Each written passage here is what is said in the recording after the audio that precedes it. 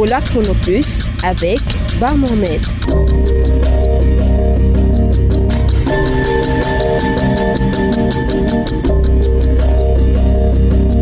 Très heureux de vous retrouver à l'écoute de votre émission de santé Ebola Chronoplus.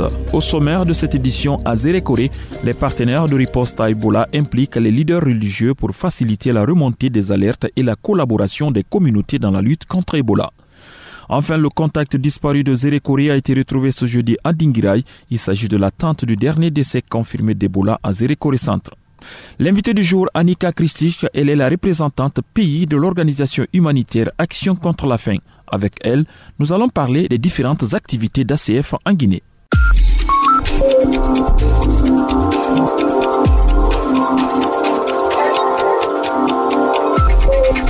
Bonjour à tous. Le contact jamais vu en Zérékoré a enfin été retrouvé ce jeudi à Dinguiraye.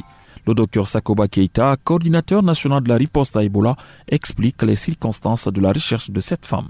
C'est hier matin que les équipes de forces de maintien de l'ordre ont pu appréhender cette dame en compagnie de sa sœur, mais dans un village guinéen du nom de Lopé, dans la préfecture de Dinguiraye. Donc c'est ainsi que les équipes maliennes qui étaient de l'autre côté de la frontière l'ont examiné vers 18h et à l'issue de cet examen, il a révélé que cette dame ne présentait aucun signe annonciateur d'Ebola. Donc elle demeure contact et sa sœur aussi n'avait aucun signe, même d'une autre maladie infectieuse. Et au moment où je vous parle, ils sont en route vers Zérékoré pour terminer son suivi. Une journée d'échange a regroupé ce jeudi les leaders religieux et les partenaires de riposte à Ebola dans la préfecture de Zérékoré.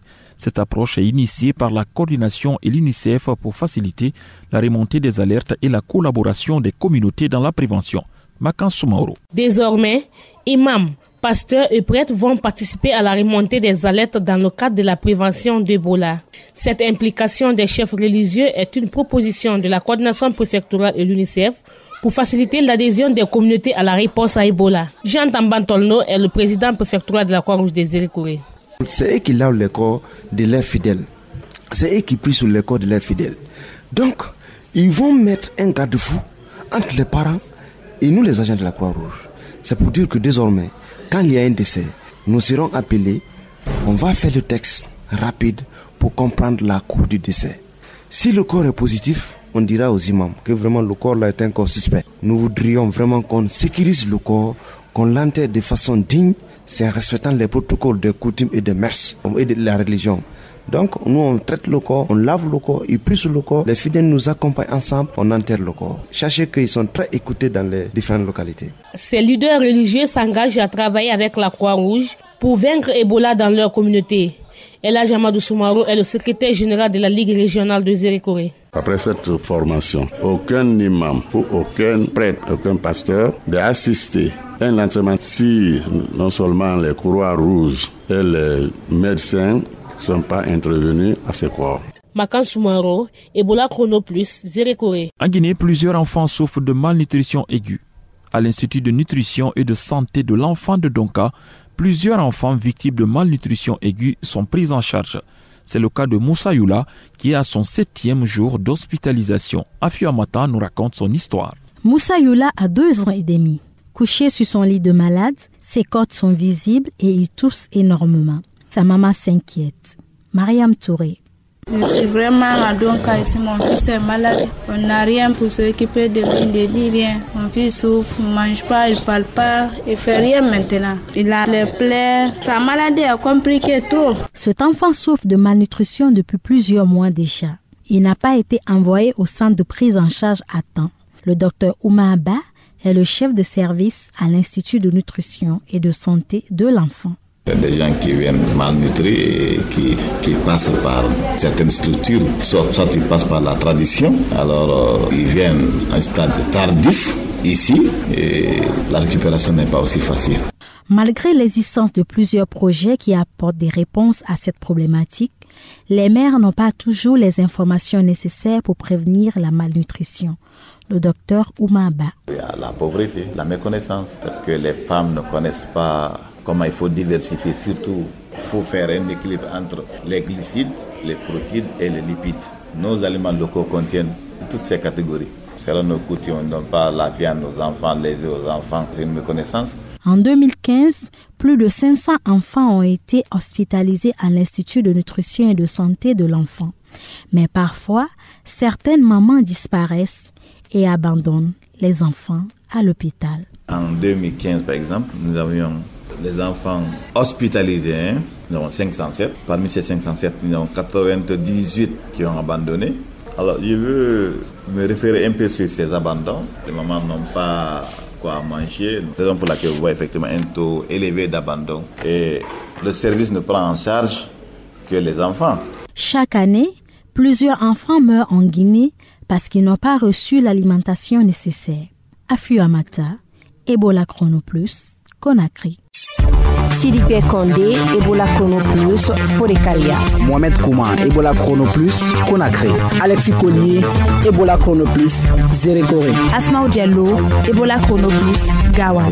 Korkaba, Ebola Chrono Plus, Conakry. Pour Ebola Chrono Plus, Badiko Diallo, Mamo. Mohamed Bangoura, Ebola Chrono Plus, Fria. Pour Ebola Chrono Plus, Lamine Haba, Yomu. Suivez toute l'actualité dans votre bulletin d'information. La région de l'Abbé fait partie des zones où le taux de malnutrition est élevé en Guinée. C'est pour cette raison que l'ONG Action contre la faim ACF a initié un projet qui consiste à dépister et à prendre en charge les cas de malnutrition dans la région. Korkaba s'est récemment rendu au centre de santé de Popodara où justement ACF intervient. Suivez son reportage. À Popodara, comme dans les autres sous-préfectures de l'Abbé, l'ONG Action contre la faim travaille avec 4 agents communautaires. Leur mission, dépister tous les cas de malnutrition dans la localité en vue d'une prise en charge. Fatmata Binta Diallo, qui s'occupe du district de Sombili, explique son quotidien. Je vais dans nos villages pour rencontrer les femmes dont les enfants sont malades. On nous a donné un instrument appelé périmètre brachial. Si on mesure et on se rend compte que c'est un enfant qui doit être référé au centre de santé, nous accompagnons les mamans et nous leur expliquons ce qui se passe pour qu'elles comprennent. En plus des dépistages de la malnutrition, les agents communautaires sensibilisent aussi la population. Asiatou Diallo est mère d'un enfant malnutri. Elle vient pour le suivi de son enfant. On m'a dit que mon enfant souffre d'une maladie appelée localement la tortue. J'ai beaucoup tourné, mais je n'avais pas eu de médicaments. Après, l'agent communautaire m'a dit d'aller au centre de santé. Donc je suis venue et ils m'ont donné quelque chose que le bébé doit manger. Depuis que je suis venue au centre de santé ici, ça commence à aller. Mon enfant récupère. Avant, il n'acceptait pas de manger. Il vomissait tout ce que je lui donnais. Il était très chétif, mais maintenant, il mange bien et il joue. Il y a vraiment de l'amélioration. Selon Mariama Sirebari, agent ACF chargé de la supervision des activités de nutrition à Popodara, le dépistage peut être facile, mais parfois, pour diverses raisons, l'acheminement des enfants vers les structures de soins est difficile. Si nous arrivons à référer des enfants difficilement, les mamans acceptent de venir au niveau des centres de santé pour la prise en charge des enfants. Parfois c'est les mamans, parfois c'est les pères de famille en question. Parfois même si le mari est d'accord, il y a la grand-mère qui est là à s'opposer. Malgré ces difficultés, les agents communautaires réussissent à avoir la confiance des parents. De plus en plus, les enfants sont référés au centre de santé. Atoula Issou est l'agent nutrition au niveau du centre de santé de Popodara. Depuis octobre, on a reçu 84 cas de malnutrition au Krenam. Tout ceci est guéri. Si les enfants viennent, on trouve qu'ils souffrent de la malnutrition aiguë modérée. On les conseille de consommer nos aliments locaux pour s'améliorer. Dans ce centre, sont pris en charge des enfants souffrant de malnutrition aiguë modérée et de malnutrition aiguë sévère sans complications. La prise en charge est entièrement gratuite. Korkaba, Ebola Chrono Plus, l'Abbé. Participez au choix des sujets à traiter dans votre émission Ebola Chrono Plus. Un sujet de santé vous intéresse? Proposez-le nous au 624 19 78 64. Nous marquons une pause avec un collectif de chanteurs africains qui chantent cocoa chocolaté. Ils soutiennent l'agriculture. Écoutez et on se retrouve juste après.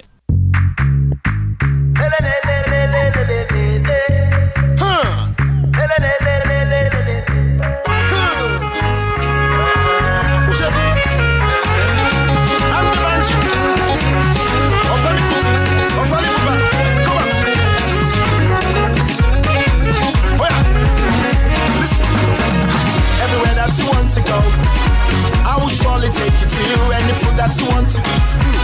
I will surely go with you, baby. Just be confident. Take you all around the continent. You can choose anywhere that you want to eat. You can eat any dish, it's a continent. I'm gonna put my future in the name. Gonna make everybody understand. Right now, it's time to make a change. We stand together. Let's wanna make a as one.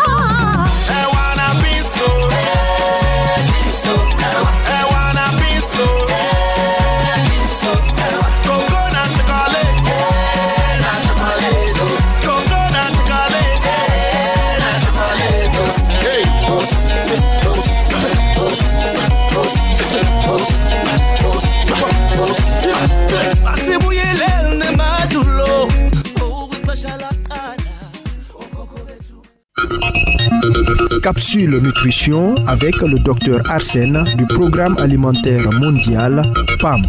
Question du jour. Est-il normal qu'une femme allaitante boive beaucoup d'eau?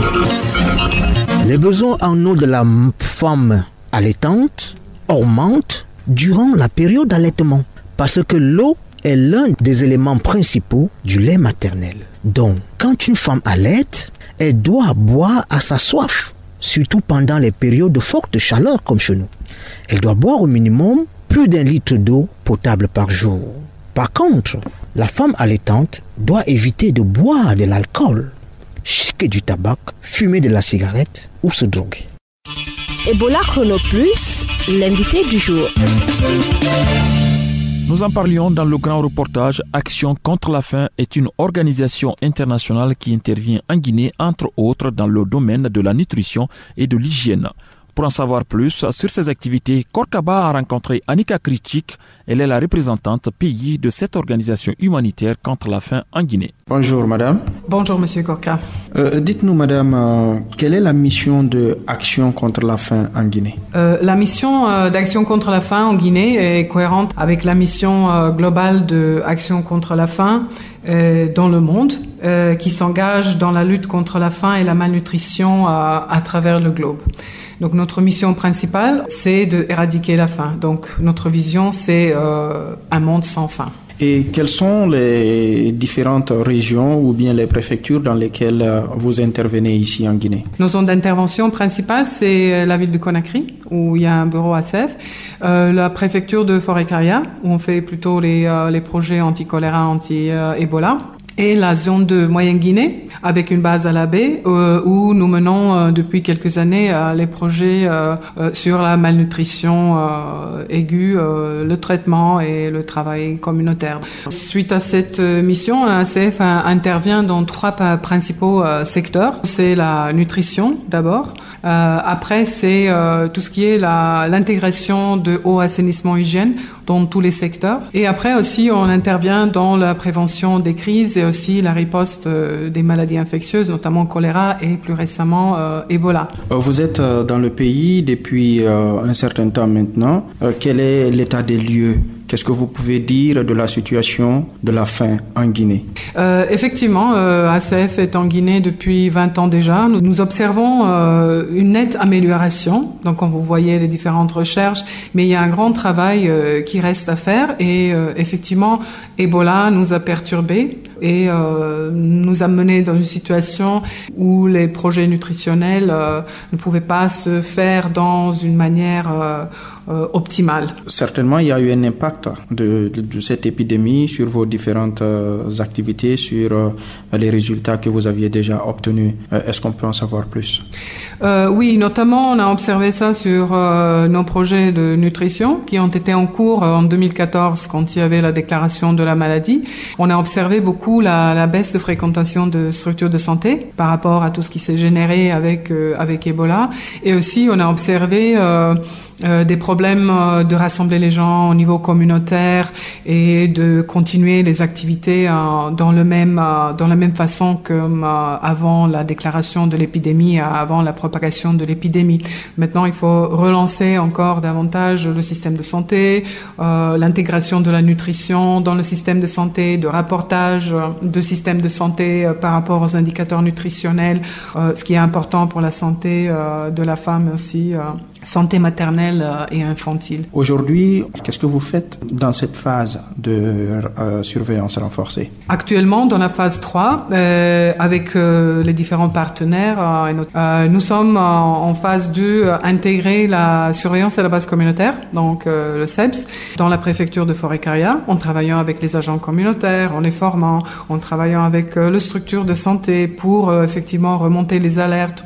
Aussi en travaillant avec les communautés pour maintenir cette vigilance et pour maintenir la prise de conscience que Ebola ou autres maladies infectieuses à potentiel épidémique sont toujours une menace et pour donner aux communautés des outils ou bien des connaissances dont ils ont besoin pour mieux combattre et prévenir ces maladies. Mais aussi, on ne lâche pas du tout nos objectifs principaux par rapport à la nutrition.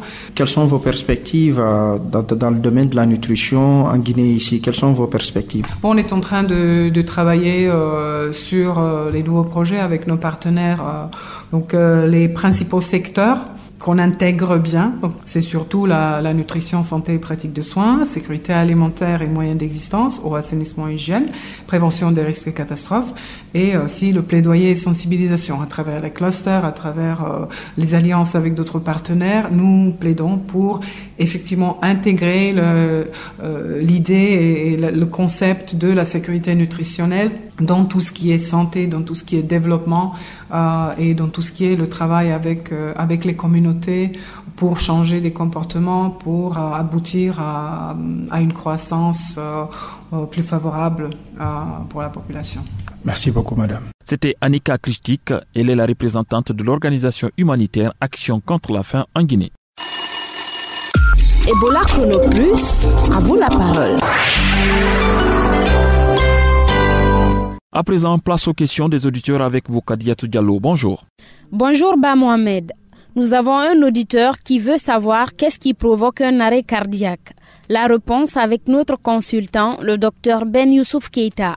Les causes de cet arrêt sont multiples, mais on peut citer entre autres l'obésité. Pourquoi? Parce que l'obésité est signe effectivement de malbouffe, et qui parle de malbouffe parle effectivement d'excès de graisse. Quand il y a excès de graisse, les cholestérol de mauvaise qualité réduisent le diamètre de l'artère coronarienne, ils le rendent si petit qu'au moindre petit caillot, il s'arrête et ça peut provoquer un infarctus ou un arrêt cardiaque. Une autre cause, c'est la consommation abusive de sel qui peut provoquer à la longue une hypertension artérielle avec des problèmes rénaux et finalement des fois provoquer une rupture, cette fois-ci, de l'artère coronarienne. La troisième, c'est psychologique. C'est un stress. C'est une décharge adrénergique violente qui fait subitement arrêter la transmission nerveuse et qui fait que le cœur peut s'arrêter. C'est pourquoi on interdit aux personnes émotives d'assister à des tirs au penalty. Il veut aussi savoir ce qu'il faut faire pour contrôler un régime diabétique. Dr Ben Youssouf apporte un élément de réponse. Pour contrôler un régime diabétique, il faut suivre le conseil du médecin. Premièrement, il faut savoir le taux de glycémie. Il faut faire un contrôle de glycémie. Le taux normal de la glycémie va de 0,70 mg à 1,25 mg. Quand vous êtes déjà 1,40, 1,50, 1,60, ça signifie que vous êtes en train d'aller dangereusement vers le diabète mellitus, c'est-à-dire le diabète sucré. Le contrôle du régime alimentaire en diminuant le sucre, en faisant le sport, en évitant de vous blesser, pourra faire que vous évitiez une complication. Merci docteur pour ces précisions. C'est tout pour aujourd'hui au compte de la rubrique À vous la parole. Si vous avez des questions ou des inquiétudes sur la santé, n'hésitez pas à nous écrire au 624 19 78 64. Merci de votre fidélité. Merci Kadiatou Diallo pour ces éclairages. Ebola Chrono Plus, c'est terminé pour aujourd'hui. Pour réécouter cette émission sur YouTube, tapez Ebola Chrono suivi de la date de l'émission. La rédaction en chef est assurée par Afio Amata, la technique Mamadou Kone, assisté de Kabini Sano. Ici, derrière le micro, Ba Mohamed. Merci de votre attention et à demain pour le dernier numéro d'Ebola Chrono Plus.